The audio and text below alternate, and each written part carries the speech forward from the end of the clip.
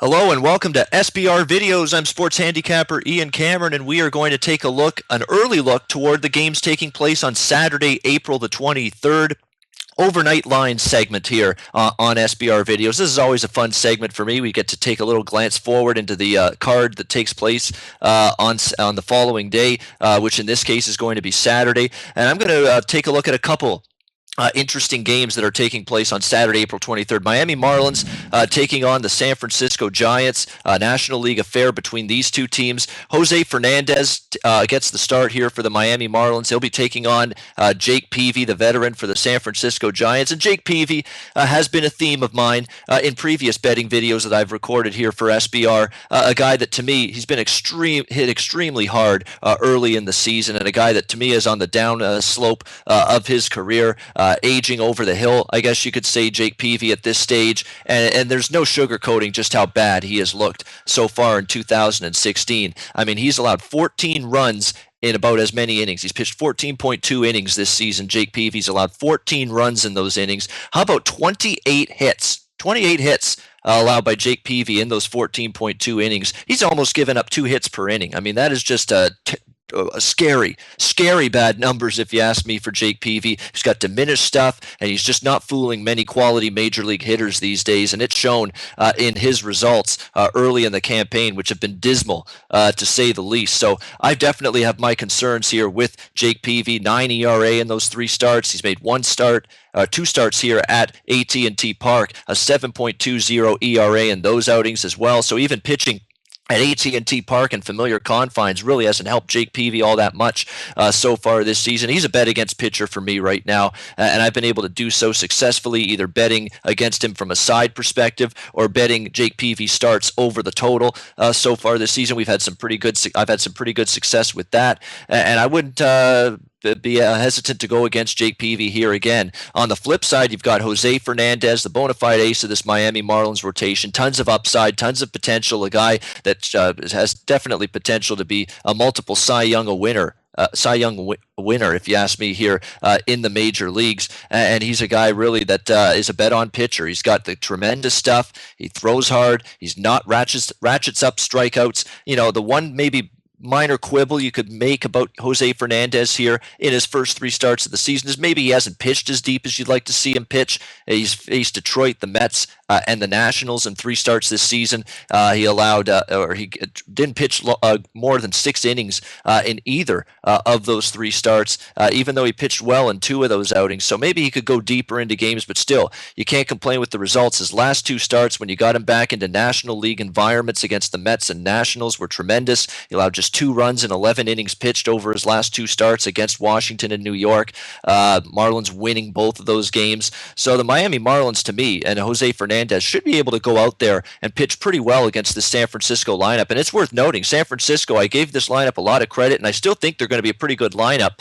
But when the lineups like San Francisco are in this phase right now where they're just struggling collectively at the plate. I mean, it seems like everybody right now has gone ice cold at the plate at the same time in this San Francisco Giants lineup, and it's shown during their current 5-game losing streak, where they've scored 2 runs or less in 4 of those last 5 games. So it's been a troublesome time of it for this San Francisco offense, and they might struggle here against what I consider to be a top-tier pitcher in Jose Fernandez. Now, currently, Miami is a moderate road favorite in this game, minus 125 to minus 128 range, pretty much across the board. I think if it gets above minus 130, that might temper my enthusiasm on the Marlins here. But if you can get minus 130 or less with them in this particular matchup, I would certainly look to play the Miami Marlins side in this game. I think Fernandez owns a significant edge over Peavy. Again, the Giants' bats are silent right now at the moment, struggling to score runs. Could match up favorably here,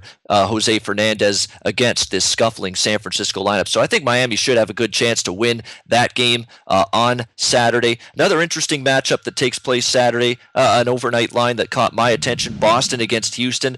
You'll remember when we did our weekend series preview earlier this week, I sort of predicted we'd see some runs scored in this series between the Red Sox and the Astros. We still might see some runs scored in this game as well.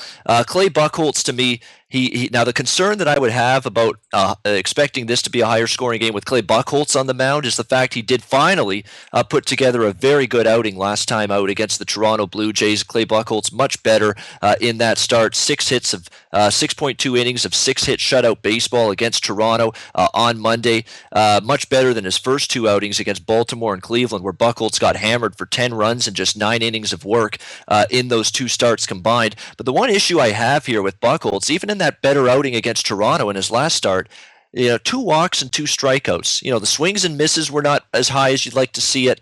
Still walking a couple of guys. Control still a bit of an issue.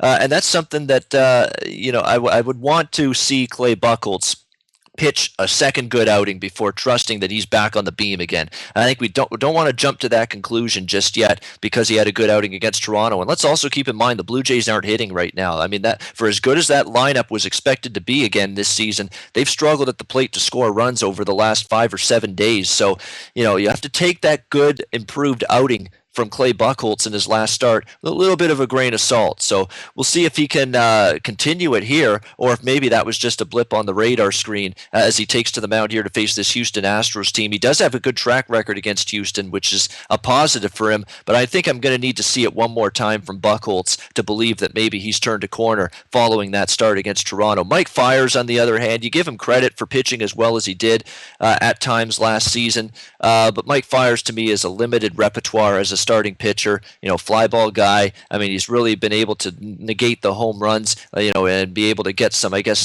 fortunate fielding. He does give up a ton of fly balls. That's a concern that he's had. And Mike Fiers so far here in 3 starts this season, it certainly looks like he's on this regression highway, I guess you could say, facing the Yankees, the Royals, and the Tigers. Mike Fiers in his first 3 starts here with Houston, and he's allowed 3 runs or more in all of those starts, and the home run ball has just been plagued him big time in his first 3 starts. Mike Fiers has surrendered 6 home runs over his first 3 starts, 6 home runs, and that total 16.2 innings. And that could be some bad news here against Boston. Boston's still got a couple of guys in this lineup that are capable of going deep and leaving the ballpark. So this could be a little bit of a difficult matchup here for Mike Fiers against the Boston Red Sox, a lineup that, at times has struggled, but when they face pitchers that are struggling with the long ball, that typically is the kind of pitcher that the Boston Red Sox have more success against. So total right now at 8.5. Probably would lean to that game going over the total. Not quite sold on Clay Buchholz being back on track just because he had a better outing last time against Toronto.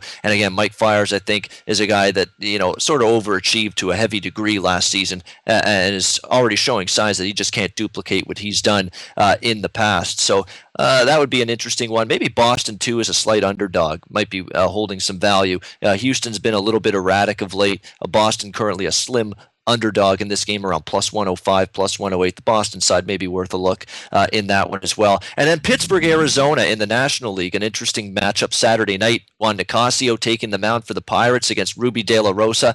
I don't see much in Ruby De La Rosa to like right now. I mean, it's a guy that has mediocre stuff, I guess you could say, and it's a guy that just hasn't been able to get many swings and misses. Control and command have been a big problem for Ruby De La Rosa through his first 2 starts. 4 walks, just 5 strikeouts in his first 2 outings against the Cubs and the Dodgers, allowing 8 runs in just 8 innings in those 2 starts against the Dodgers and Cubs. So it's been a real rough go of it in the month of April here for Ruby De La Rosa. I don't know if he's got staying power to remain in this Arizona Diamondbacks rotation if his struggles continue. On the flip side, you've got Juan Nicasio. There could be a little bit of a buy sign right now on this guy. I mean, other than the start against Detroit, American League lineup, a pretty good Tigers lineup in an American League ballpark. He didn't pitch well in that, but you got him in the National League against more pitcher-friendly ballparks, St. Louis, Milwaukee, and in his other 2 starts, he pitched pretty well. Held the Cardinals and the Brewers to 4 runs in 12 innings over those 2 starts combined. So pretty good stuff from Juan Nicasio. He kept the walks down in his last outing after getting into issues with too many walks against Detroit. So that's a positive sign. He fixed his control in his last start against Milwaukee. Right now, Pittsburgh playing pretty good baseball, off to a solid start this season. Arizona actually as well, coming off a pretty impressive series against the San Francisco Giants. We were able to cash in with Arizona as a big underdog earlier this week when they played San Francisco on Wednesday. So I respect what the Diamondbacks have done, no question, playing better baseball lately. But from a starting pitching standpoint here, I think Juan Nicasio holds an edge over Ruby De La Rosa. Probably would be looking toward backing Pittsburgh here as the small road favorite as they take on the Arizona Diamondbacks on Saturday night. So those are a couple of the games that stuck out to me for the overnight betting lines in Major League Baseball for the games taking place on Saturday, April the 23rd. Should prove to be another good card and a lot of interesting matchups on the horizon for Saturday's baseball action. So that's going to wrap up this video. I'm sports handicapper Ian Cameron. Good luck to you this weekend. Hope you cash all of your bets. Enjoy the games and good luck.